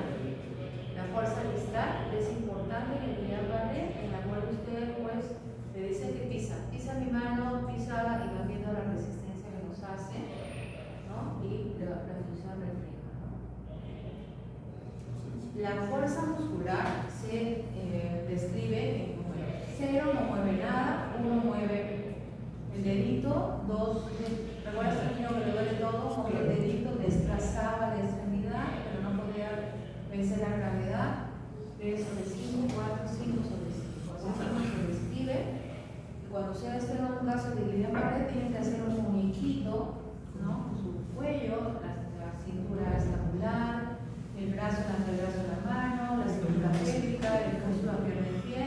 Y todos los días tienen que ir poniendo la fuerza 1 sobre 5, 2 sobre 5, 3 sobre 5 para que el peso está mejorado. Esas son las variantes de Guillain-Barré, la cuadriparesia, la paraparesia. Tenemos esta variante, que ahora tenemos una niña con es una enfermedad inmunizante, pero le afectó el bulbo. Y ahora tenemos una niña que pavea, y esto se da en esta variante, en la cual hay debilidad del cuello, de los brazos, el paciente no puede glutir, tiene cialorrea. Esta es una variante pseudobulbar, se llama también, o brachiocefalo oral. Esta otra que es debilidad facial, solamente debilidad facial. En el norte del norte hubo debilidad facial, parálisis facial, bilateral, unilateral. Este es Miller Fisher. Miller Fisher se caracteriza porque es un niño que se le compromete en los óculos motores. ¿Quién inerva el óculo motor? Tercero, cuarto y sexto. cuarto, sexto. ¿Qué es el tercer? ¿Qué cosa es el tercer par? Es un axón. Es un axón que también se desmeminiza. Por eso que también afecta a los nervios craneales, que también son nervios periféricos, ¿no? Entonces, se desmeminiza los óculos motores, el paciente no puede mover hacia ningún sitio. ¿Cómo está la mirada en el Miller Fisher? Congelada, ¿no? Congelada, y el paciente a veces sí puede caminar, pero con un poquito de debilidad. Eso es un Miller Fisher, ¿no? Y Vicker está igualito, tiene debilidad, todo, pero ¿cuál es la diferencia? Aquí hay trastorno de sensoria. Es una forma de encefalitis con debilidad muscular, se llama Vicker, encefalitis de Vicker. Entonces, en los criterios de Asburg que aún usamos, es importante para el diagnóstico diferencial. Por ejemplo, cuando hay nivel sensitivo, diagnóstico medular, aleja las posibilidades, o sea, acá dice rasgos dudosos para Guillain-Barré, nivel sensitivo, ¿qué puede ser? Una lesión medular marcada asimetría de los síntomas, ¿qué puede ser? Polio. Una polio. Disfunción esfinteriana, no puede orinar. Medular. Medular es disfunción esfinteriana a nivel sensitivo y debilidad. Más de 50 células en icosefalorraquídea. Meningitis. Más polio, ¿no? Polio. Entonces los que excluyen el diagnóstico son, por ejemplo, fiebre inclusive, ¿no? Entonces eso es debilidad muscular.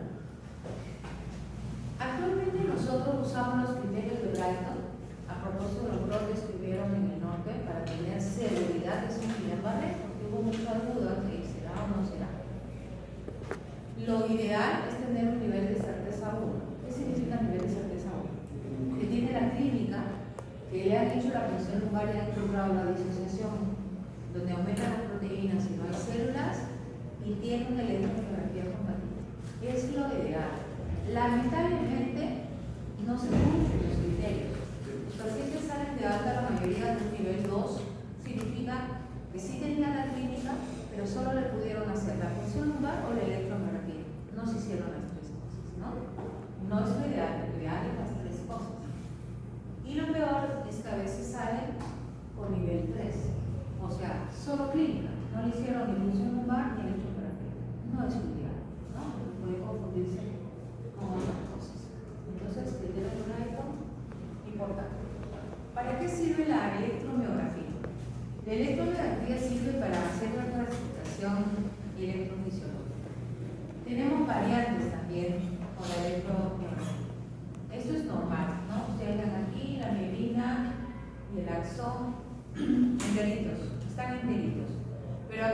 ve, ¿qué se ha destruido aquí, en esto? Ah, El rojito, ¿qué cosa ya, es? el axón. El axón, es la variante axonal, ¿no?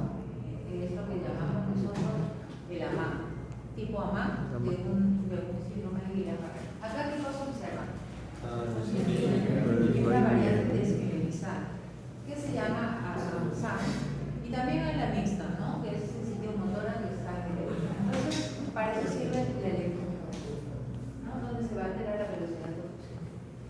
Entonces, el diagnóstico diferencial número 1, ¿qué es esto?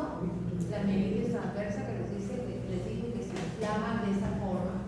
Entonces, como al inicio afecta la sustancia gris, ¿dónde está la sustancia gris en la médula espinal? Al centro, al pararse el plácido.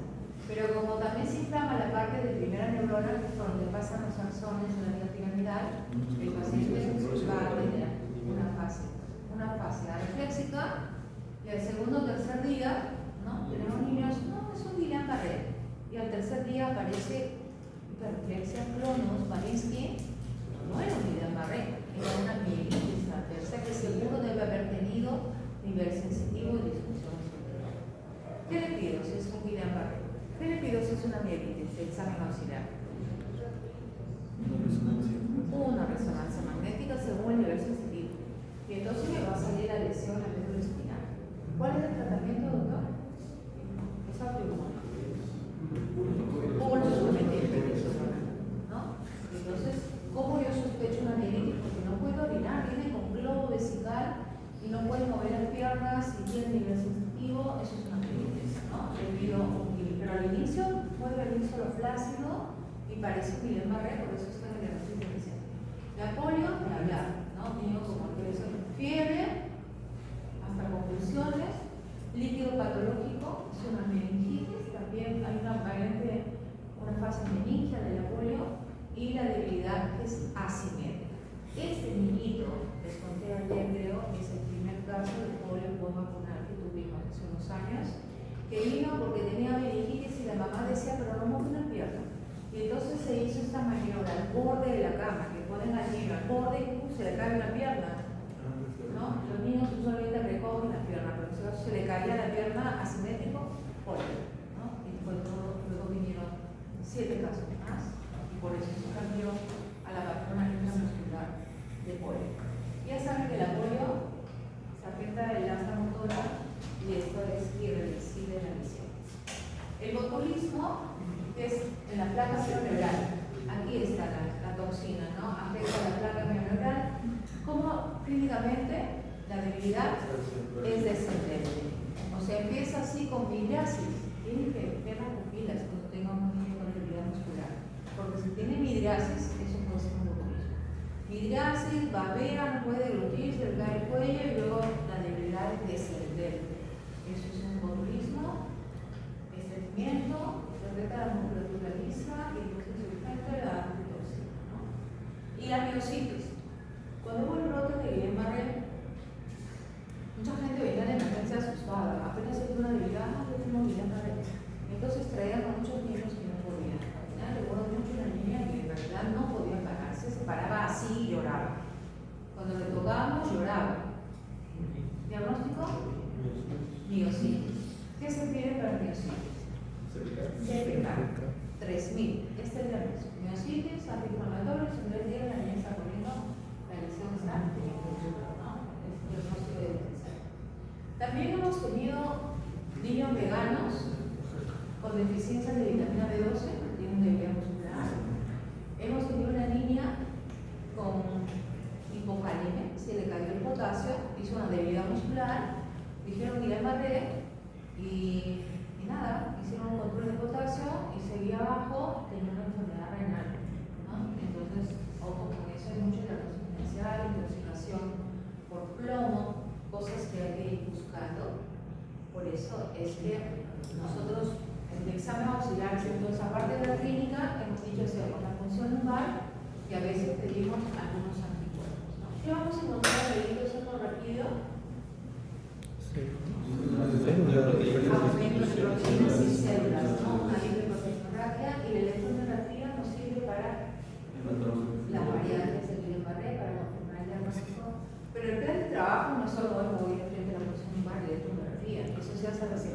semana. Pero apenas llegue el paciente, ustedes tienen que pedir electrolitos porque puede ser una hipocalemia, un CPK, puede ser una miocitis, una radiografía de tórax, un examen de heces, metal pesado, dependiendo de cómo viene el paciente, tienen que ir pidiendo exámenes diversos.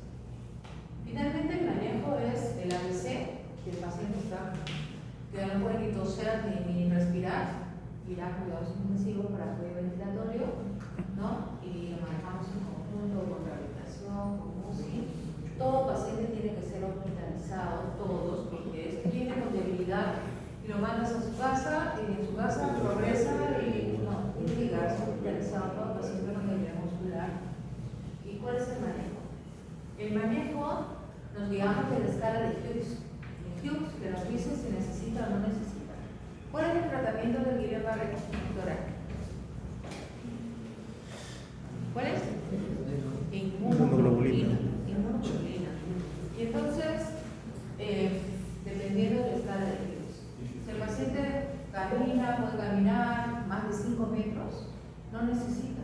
Pero si el paciente con la pulsa 2 metros, hablar urgente, inmunoglobulina, mucho más si el paciente está postrado que el grado 4. ¿No? Entonces, para usar inmunoglobulina en ese brote, utilizaron el 2. ¿No? O sea, yo no puede ir de ponía.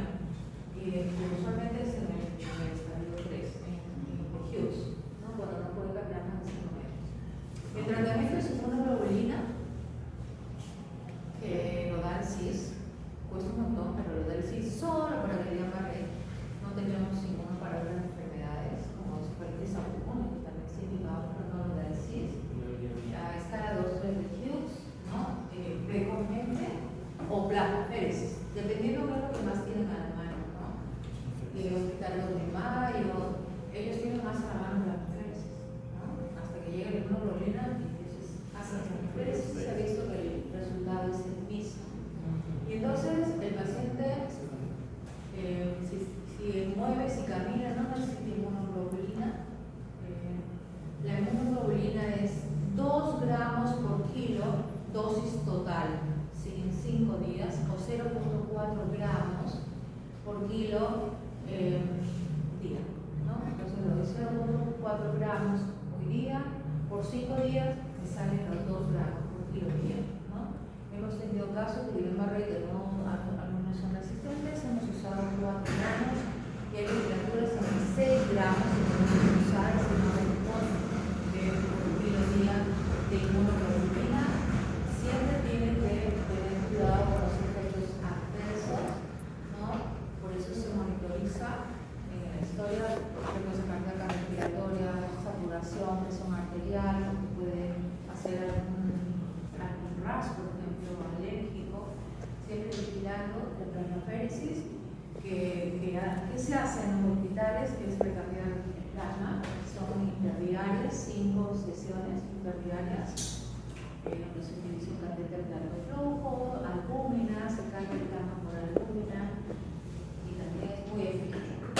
No se usa corticoides, a veces los pacientes tienen dolor, parestesias, usamos antiinflamatorios, gabapentina, carbamazepina, ibuprofeno, algunos llegan a ventilación mecánica, igualmente, algunos no recuperan la fuerza y más de 2 semanas intubados ya tienen que hacer una traqueotomía, ¿no? Hay que hacer terapia respiratoria para que puedan dejar la ventilación mecánica y luego sigue ya la rehabilitación física. Y entonces, cuando referimos al paciente y el pronóstico va a depender de qué tanto se va a recuperar el paciente. Acá solamente les quiero poner unas fotos, porque acá otra clase de polio, para que ustedes se sensibilicen de cómo son los niños, cómo quedan los niños con polio, ¿no? Esto es de todos los días en países como en África, de Afganistán y una serie de países. Los niños van al colegio con muletas, con silla de ruedas, cantidad de niños, y la polio puede volver al país, si es que no vigilamos. ¿Qué cosa tenemos que vigilar? La parálisis tácita, ¿no? Así sepa lo que es un Guillain-Barré o una mielitis, notifico como parálisis clásica, ¿no? Los casos de post-vacuna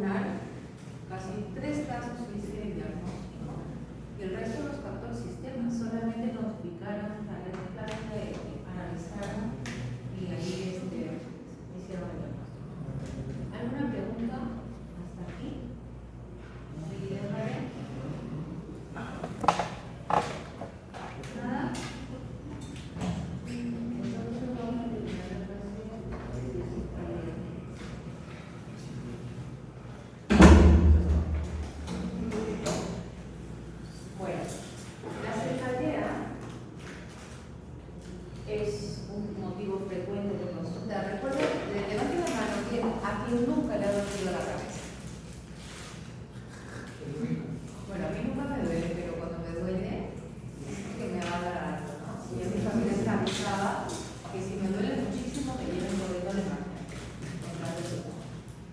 Felizmente, de todo el porcentaje de cefaleas, la gran mayoría son las primarias, las benignas, el 90%. Algunas son secundarias, infecciosas, lo que sea. ¿Cuál es la clave en cefalea? Ver si es una cefalea aislada o es una cefalea estructural. Si el dolor de cabeza es solo dolor de cabeza y nada más, tranquilos, lo más probable es que no sea nada más. Pero si es una cefalea con debilidad de medio lado del cuerpo, con fiebre y tal, tengan cuidado con eso. Entonces es muy frecuente la cefalea. Lo que nosotros tenemos que hacer de cefalea es ver si es primaria, en la cual está la migraña y lo tensional. O es estructural, un tumor como el que tenemos ahorita hospitalizado. Dentro de las causas,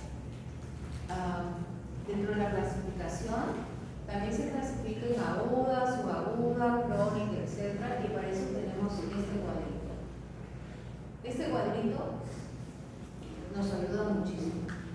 Esa línea roja, doctora, ¿en qué piensas? Cefalea progresiva. ¿En qué piensas? No escucho. En algo malo, ¿no? Tumor. Esta cefalea es aguda, la azul. Puede ser febril y afebril, veremos luego, y luego tenemos cefaleas intermitentes que van y vienen, ¿como cuál? Como la migraña, ¿no? Entonces, con esos cuadritos nos ayudamos según el tiempo. Dentro de las cefaleas agudas, o sea, que estaba bien, cuando te empieza el dolor de cabeza, tenemos febril y afebril. Dentro de las febriles, ejemplo, cualquier frío, ¿no? Y dentro de la más grave, ¿cuál es? Dentro de la cefalea aguda febril, ¿cuál es la más grave? La meningitis. Por eso, usualmente la mayoría de niños tienen cefalea aguda febril, pues son resfriados, pero lo que tienes que tener cuidado es que no sea la meningitis. Por eso tienes que ver con sus sensorios, acetaminofenos, todo lo que hablamos aquí. Dentro de las cefaleas agudas afebriles, por ejemplo, si un niño tiene una válvula, que dijimos, y empieza con cefalea, tiene que tener cuidado porque puede ser que no esté funcionando la válvula, tiene una disfunción valvular. ¿Cuál es lo más grave, doctor, en una cefalea aguda afebril? Lo más grave es la peor de tu vida, la que tiene un auge rápido, o sea, empieza y rápidamente llega a lo más intenso del dolor. Eso es grave. Son aquellos pacientes que ya gritando la emergencia. Esos pacientes tienen que tener cuidado porque pueden tener una hemorragia soracnoidea. Vean aquí, parece contraste, pero no es el contraste, es la sangre que se mete en todos los espacios, ¿no? Entonces, la cefalea, la peor de tu vida, puede ser una hemorragia soracnoidea. Entonces, cuando hacemos una consulta de cefaleas, nos demoramos la vida. Es un montón, porque me duele acá hacer una tomografía. No, tienes que hacer un montón de preguntas. Número uno, y acá voy a hablar de una vez de los signos de alarma. La edad. Niño menor de 5 años, ¿qué le pides por dolor de cabeza? Una neuroimagen, porque es un signo de alarma. Menor de 5 años, neuroimagen, porque la migraña empieza a los 6 años. Entonces, niño, estoy hablando de cefaleas afebriles, ¿no? Si es febril, te la garganta, lo digo. Igualmente, si es una persona mayor con cefalea, también tienes que tener cuidado. Si es un adolescente, ¿qué pensaría, doctora? Doctora, adolescente con dolor de cabeza, migraña o tensional, ¿no? Está deprimido, etc. Tiempo de enfermedad, hiperaguda, intensa, hiperaguda. ¿Una hemorragia? ¿Una hemorragia? Aguda, doctora, aguda. Meningitis. Tiene fiebre. Meningitis. Meningitis TB. ¿Por TB? Tiene fiebre, TBT. crónica, Tumor. tumor Sí. progresivo o migraña si es intermitente. Entonces, la forma de inicio gradual súbita que alcance la muy rápido, ¿en qué piensas? Hemorragia soracnoidea. Es solamente cefalea o también tiene fiebre?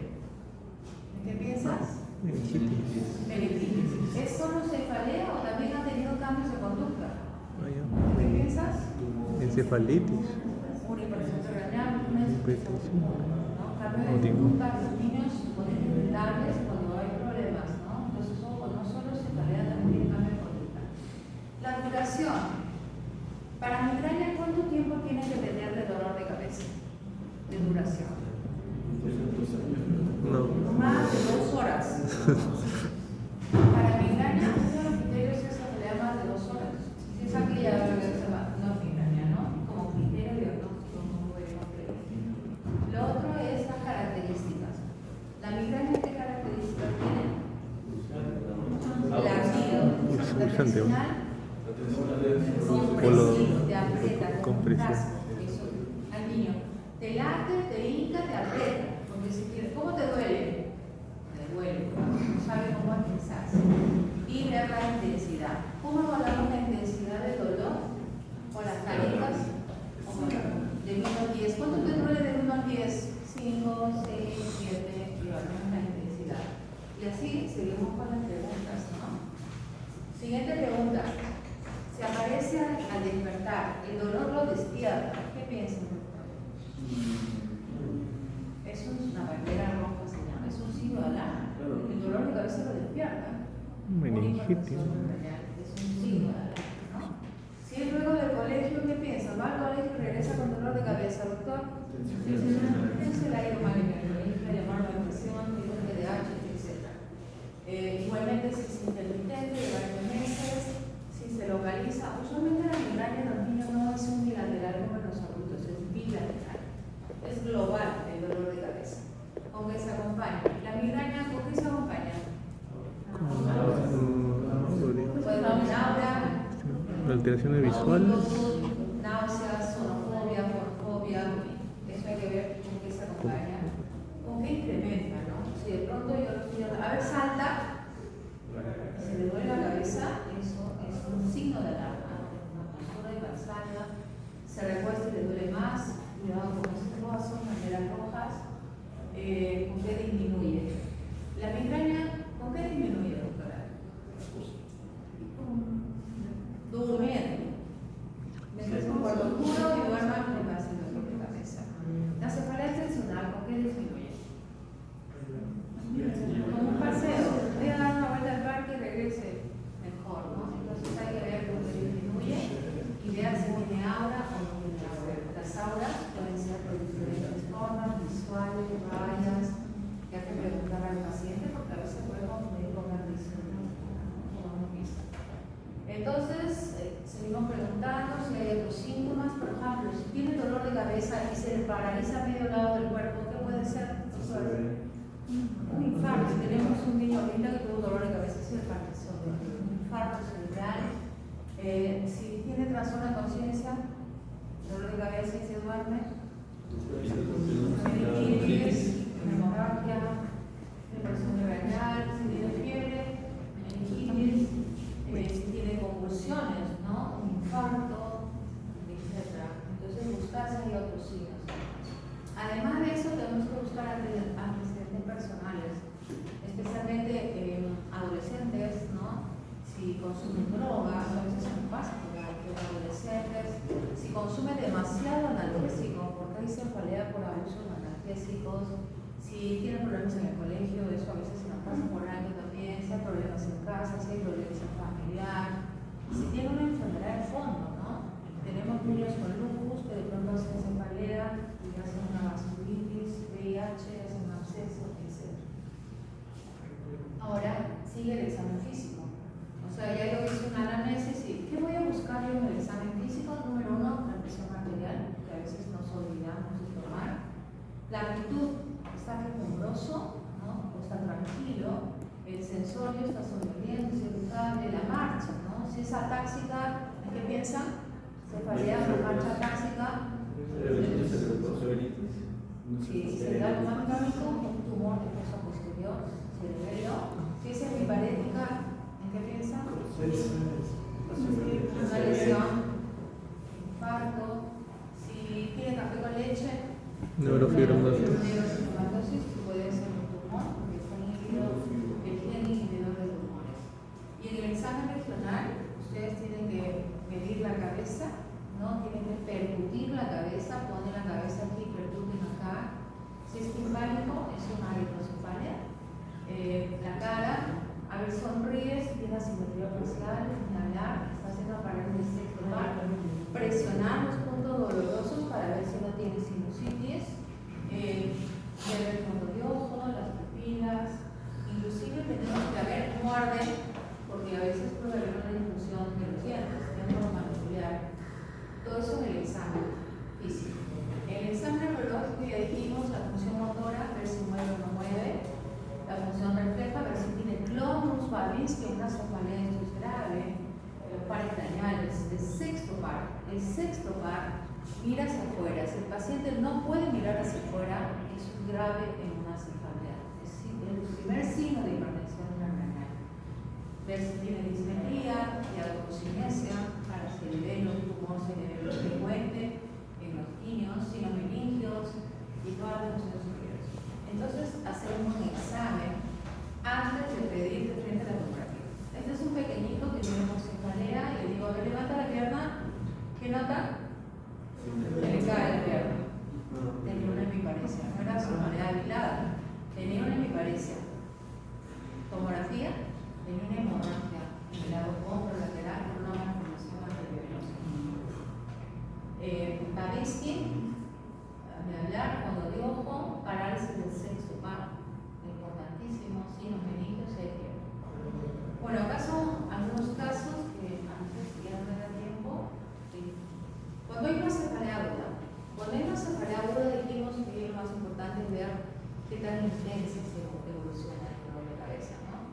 Entonces, cuando tenemos una cefalea, tenemos un reto. ¿Es una cefalea primaria o es secundaria? Si es primaria, ya tiene bastante tiempo, migraña intencional no me preocupa. Pero si es secundaria, ¿qué tengo que hacer si es secundaria? Buscar la causa, porque ahí sí tengo que pedir examen auxiliares. Eso es lo importante. Migraña intencional no necesito pedir nada, ¿no? Ese es el reto. Y estas son todas las banderas rojas que hemos hablado, cuando aparece, cuando despierta el paciente, cuando aumenta el decúbito, cuando cambia el patrón, de pronto se hace más frecuente, más intensa, menor de 5 años, cuando hay vómitos y la cefalea es aguda, sí es importante el vómito, porque puede ser algo grave. Pero si ya tiene un año de dolor de cabeza y vomita, ¿eso qué puede ser? Una migraña. La migraña, uno de sus criterios diagnósticos es vómito, ¿no? Ahí estamos más tranquilos. La pérdida de peso, si tiene alguna enfermedad sistémica, por eso ya lo hemos revisado, la alteración neurológica. Esa es otra forma de las banderas rojas que se llama SNO, ¿no? La cual son las siglas, y las P son gapodecatrón, la papillerema. Eso se está usando también mucho para las banderas rojas. Entonces, el casito que les puse de la cefalea aguda es la persona que viene a la emergencia con 4 horas de evolución. Es bastante hiperaguda, intensa, o sea, el ARME fue rápido, ¿no? Súbita, con vómitos, visión borrosa, ¿no? En el examen, rigidez de nuca y tal, eso es grave, ¿no? ¿Qué podría ser? ¿Qué podría ser? Una hemorragia subarácnea. Entonces, aquí yo les hago algunos ejemplos de hipertensión percranial, que no es solamente como un ejemplo para extender la clase, pero lo que yo quiero que ustedes vean es, acá están las diferentes formas de tumor que pueden tener. Esto no viene en la clase, pero les regalo porque es una clase de hipertensión percranial, las formas de TED, etc. Edema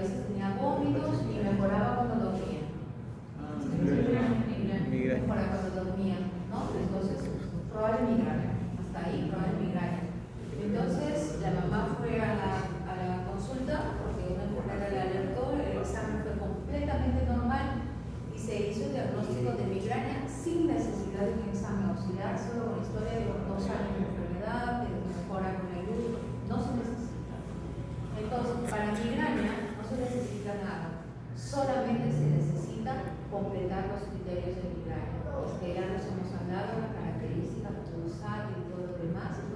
Esos son los criterios de migraña.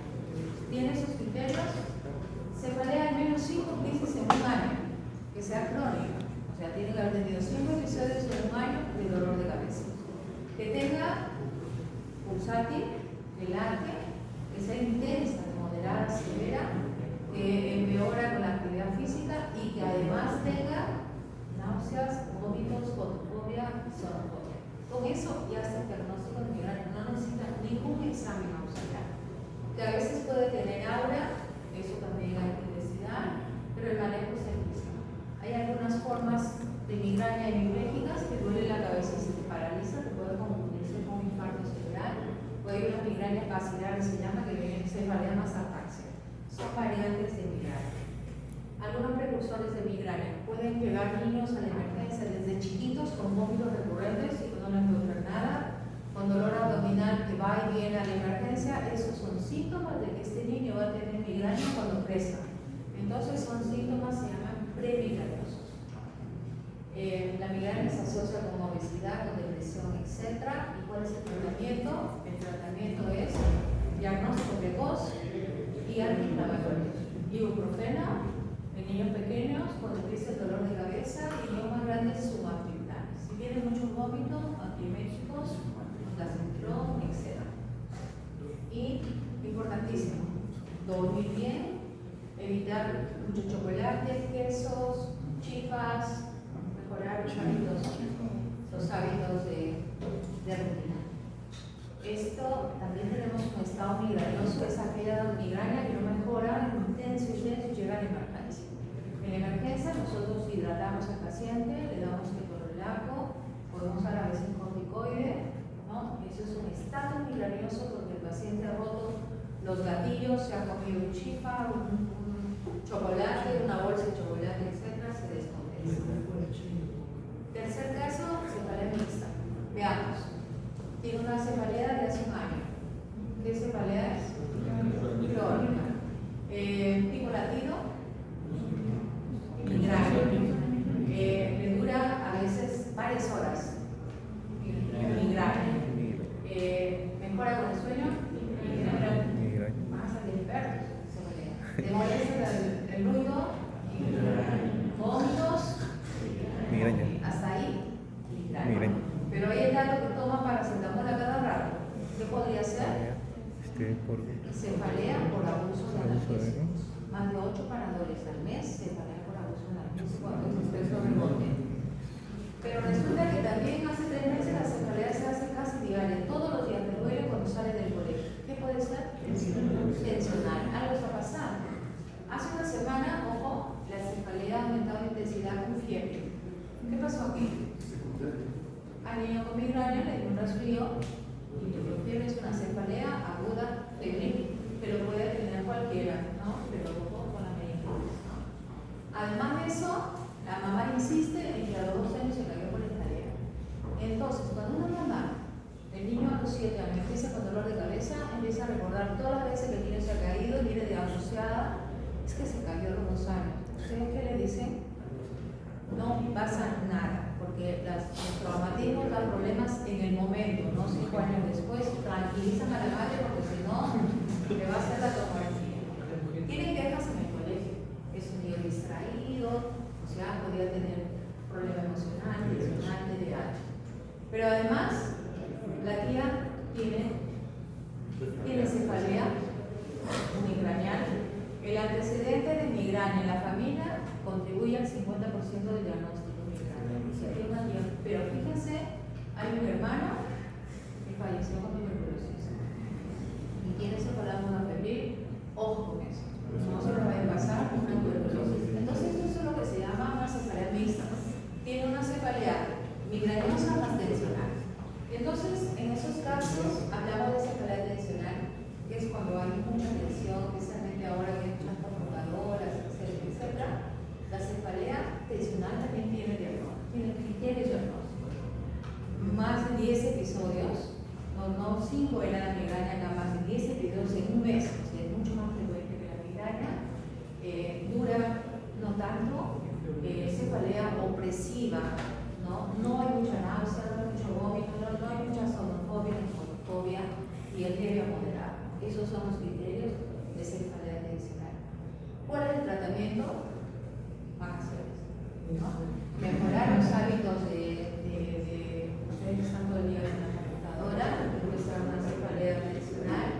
Y lo más importante es cefalea, más importante que una tomografía es el diario de cefaleas. Señora, cada vez que tenga dolor de cabeza, no deje en el diario un puntito grande si es muy fuerte, un puntito chico si es leve o lo que sea. Y eso nos va a decir claramente si es una migraña, que es el puntito grande, y si es tensional, que es el puntito chico, y viene a su control en 2 meses con su calendario. ¿No? Eso nos ayuda muchísimo. Tener cuidado con adolescentes, con cefalea, puede ser depresión, cosas más allá. Entonces lo importante es saber reconocer los signos de alarma como no observar. Tiempo. Bueno, los exámenes auxiliares no están indicados, salvo que haya qué cosa, bandera roja. Bandera roja. Porque si le pido una tomografía a un niño sin bandera roja y me sale este quiste aquí, la mamá se va a desesperar y va a buscar a 1000 neurólogos porque esto es un hallazgo casual. Entonces van a crear un problema donde no había, ¿no? Solamente si hay banderas rojas, idealmente una tomografía siempre y cuando pensemos en una hemorragia, para que vean, lo ideal es una resonancia magnética porque necesitamos ver fondo posterior porque ahí están los tumores.